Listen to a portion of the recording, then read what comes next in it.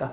자, 제가 오늘 또 1월 달에 처음으로 또 이 과목을 공부하시는 분들이 계시기 때문에 부동산 공법이 무엇인지를 이제 길게 설명하지는 않고요. 네, 간단하게 과목을 소개를 하는 것으로 그렇게 강의를 준비를 할게요. 여러분 교재는 그렇죠. 오늘 제 교재 진도 나가야 되니까 여러분 교재 13페이지 오시면 돼요. 네, 13페이지 오시면은 네, 교재 13페이지 오시면은 광역도시계획이라고 나와 있을 겁니다. 찾으셨나요? 네, 13페이지 광역도시계획 편 나와 있죠? 네, 여기 각 교재를 펼쳐 두시고 저를 보시면 돼요. 네, 저를 보고 교재는 조금 이따 이제 진도를 나가기로 하고 일단 교재 펼쳐 두시고 저를 보시면은 자, 부동산 공법이 무엇인가라고 하는 이야기를 하는 것으로 이렇게 강의를 시작을 할게요. 네. 자, 앞으로 이제 약 1년이 되겠죠. 약 1년 동안 공부하게 될 과목입니다. 과목은 부동산 공법이에요. 네, 부동산 공법이라는 과목이에요. 과목인데 그 시작에 앞서서 잠깐 여러분께 말씀을 드리면은 이 부동산 공법이라는 과목은 그 과목 내용이 우리가 학교를 다니면서 전혀 배울 수 없었던 내용들입니다. 그래서 아마 그 한마디 단어 하나가 다 어렵고 좀 처음에는 힘들어요. 처음이니까. 그래서 제가 그것을 감안을 해서 네, 충분히 좀 쉽게 천천히 그렇게 진행을 할 테니까 처음에는 다소 좀 어렵고 낯선 단어들이 나오더라도 반복해서 이제 듣는 과정에서 학습이 이루어져요. 그렇기 때문에 그냥 꾹 참고 한 2달 동안 잘 견디셔야 돼요. 잘 견디시고 나면은 처음 들을 때는 어렵고 힘들어도 이게 두 번째 들으면은 이제 처음 들었던 기억들이 이제 자양분이 되어서 이게 더 이해도 잘 되고 아마 또 아는 그 이해되는 깊이하고 넓이가 조금씩 달라지게 될 겁니다. 그래서 부동산 공법이 무엇인지라고 하는 이야기를 하는 것으로 그렇게 시작할게요. 자, 부동산 공법에서 그 부동산이라는 것, 뭐 부동산이 무엇인지는 다 알고 있죠. 그런데 이제 법으로 정의된 개념으로 부동산의 개념을 알고 가야 되거든요. 토지, 땅하고요. 그리고 이제 토지에 정착된 정착물을 이제 부동산이다라고 민법이라고 하는 법률로 이제 규정을 하고 있습니다. 하고 있는데, 이제 토지하고 토지에 정착된 정착물, 대표적으로 토지에 정착된 정착물은 뭐죠? 건물하고 건축물하고 그리고 수목, 나무들이죠. 근데 여기서 수목은 부동산 범위에 해당이 안 돼요.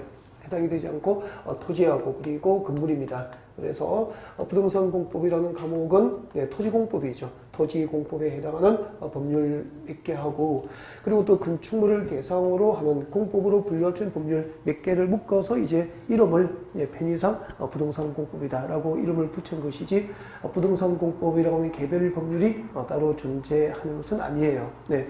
자, 그러면 이제 토지공법과 건물공법으로 구성이 되는데 토지에 관련된 법률이 100여 개가 훨씬 넘거든요. 네, 그 중에서 자, 이 과목에는 토지를 대상으로 하는 법률이 4개가 들어있고요. 4개. 그리고 이제 건축물을 대상으로 하는 법률이 2개가 들어있습니다. 이렇게 해서 토지와 건축물에 관련된 법률 6개로 네, 부동산 공법이라는 과목이 이제 구성이 되어 있어요.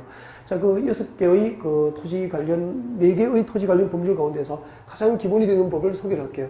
그 가장 기본이 되는 법이 첫 번째 국토의 계획 및 이용에 관한 법률. 지금 우리가 첫 시간에 공부할 법이 이 법이에요. 국토의 계획 및 이용에 관한 법률 그렇게 되어 있고요.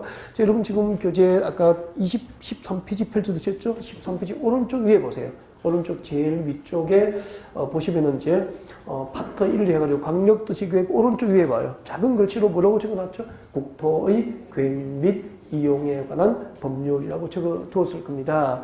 근데 그 법을 앞으로 그 법률 제목이 길기 때문에 약칭해서 국토계획법 이렇게 부를 거예요. 그래서 처음 들으면 낯설잖아요. 국토계획법. 자, 이게 토지 관련 법률, 수많은 그 토지와 관련된 법률을 대상으로 하는 법률 가운데서 가장 기본이 되는 법이 이제 국토계획법이다. 그렇게 할 수 있고요. 그 다음에 이제 두 번째가 그 신도시 개발의 방법과 절차, 또 신도시 개발 사업 시행자 등을 규정한 법이 있습니다. 그 법이 듣기만 들으면 돼요. 도시개발법이 있어요. 네. 도시개발법, 신도시 개발에 관한 사항을 규정하고 있는 법이다. 뭐 그 정도 아시면 되고요. 그 다음에 또 그 신도시가 개발돼도 그 처음에는 신도시죠. 그런데 이제 시간이 지나가지고 30년, 40년, 50년이 지나면은 건물은 노후화되죠. 노후화되고 그리고 또 10년, 뭐 30년 전에 2차선이면은 교통량이 많지 않기 때문에 그 도로가 전부 교통량을 수용할 수 있었어. 그런데 이제 30년, 40년 지나면은 이제 기반시설, 도로와 같은 기반시설은 넉넉해집니까? 부족해집니까? 부족해지겠죠. 이렇게 해서 건물이 노후화되고 노후불량 건축물이 늘어나고 또 기반시설이 열악한 지역은 도시를 다시 개발하게 됩니다. 재개발이라고 하죠. 자, 이렇게 재개발 재건축 사업의 방법, 절차 등을 규정한 법이 있습니다. 도시 및 주거환경 정비법, 도시 및 주거환경 정비법인데 약칭해서 그냥 정비법이다 그렇게 할게요. 정비법이 있고요. 그 다음에 이제 농지를 대상으로 하는 농지법이 있습니다. 농지를 대상으로 하는 농지법 이렇게 해가지고 자, 부동산 공법에는 그 토지를 대상으로 하는 법률 몇 개가 있죠? 이렇게 4개. 국토계획법, 도시개발법, 정비법, 농지법 4개를 배우게 되고요. 이 중에서 가장 시험에 많이 나오는 게 이제 국토계획법이에요. 12문제 정도가 여기서 출제되기 때문에 전체가 몇 문제죠? 전체 문항수가 40문항이잖아. 40문항 가운데서 12문제가 여기서 나오고요. 그 다음 기본법이기 때문에 이 국토계획법에 대한 이해가 없으면 나머지 그 법률에 대한 이해로 나아가기가 좀 힘들지 않을까 그런 생각입니다. 그래서 가장 여러분이 중점을 두어서 공부해야 될 법이 이제 국토계획법이다. 그렇게 할 수 있습니다. 국토계획법. 그 다음에 도시개발법, 정비법은 각각 6문제예요. 각각 6문항씩 출제가 되고요. 6문제 정도 출제되지만 우리가 공부를 했다고 6개를 다 맞는 건 아니잖아요. 그죠? 다 맞는 건 아니고 과목당 4문제 내지 3문제 정도를 이제 실력으로 맞겠다라고 하면 범위를 줄일 수도 있고 가장 우리가 효율적인 방법으로 좀 학습이 가능하다. 그렇게 볼 수 있고요. 그 다음에 이제 농지법이에요. 농지법은 2문제가 나와요. 2문제가 나오기 때문에 뭐 그렇게 우리 그 합격 여부를 좌우하는데 크게 영향을 미치지 않는다. 그냥 농지법은 재밌게 공부하고 한 문제 정도를 실력으로 잡을 수 있는 법이다. 그 정도로 생각하시면 될 것 같습니다.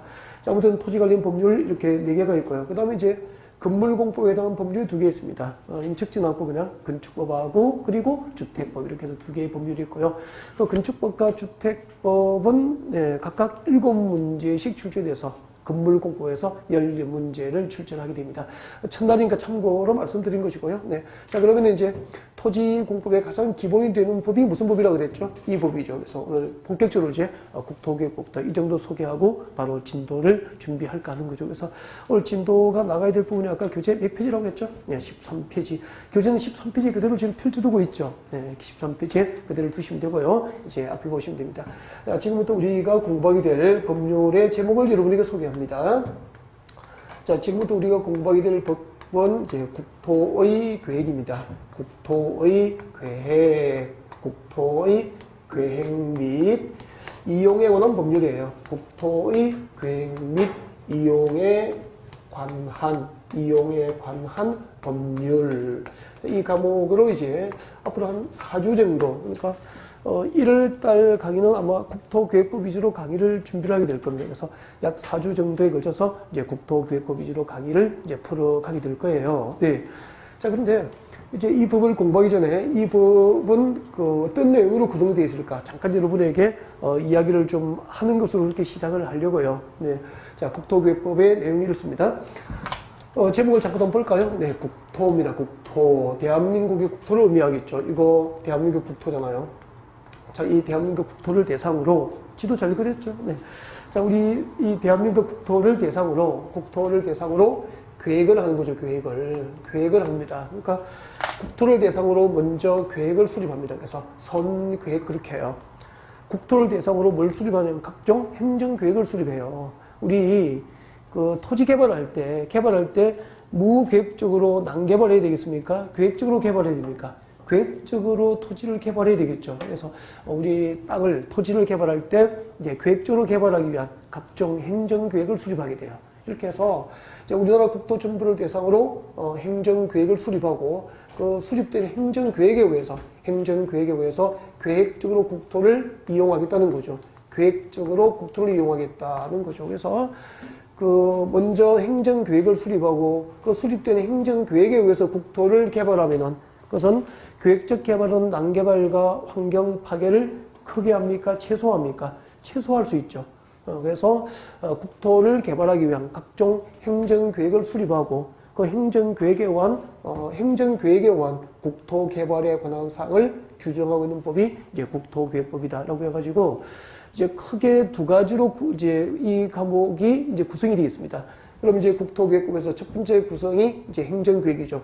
국토를 개발하기 위한 각종 행정계획의 수립과 그 집행에 관하여 규정하고 있는 법이 있는데, 자, 우리가 공부하게 될 행정계획들을 잠깐 한번 여러분에게 소개를 할게요. 조금 이따 공부할 겁니다. 이거 오늘 아까 13페이지 펼쳐두셨죠? 광역도시계획, 광역도시계획. 그러니까 광역도시계획이 무엇인지 처음 들어보잖아요. 처음 들어보는데 아무튼 광역도시계획은 우리나라 국토를 계획적으로 개발하기 위한 행정계획의 첫 번째 무엇이 있다? 광역도시계획이 있다. 이렇게 하면 되죠. 우리나라 국토를 계획적으로 개발하기 위한 행정계획에는 첫 번째 무엇을 배우게 되죠? 광역도시계획을 조금 이따 배울 거예요. 광역도시계획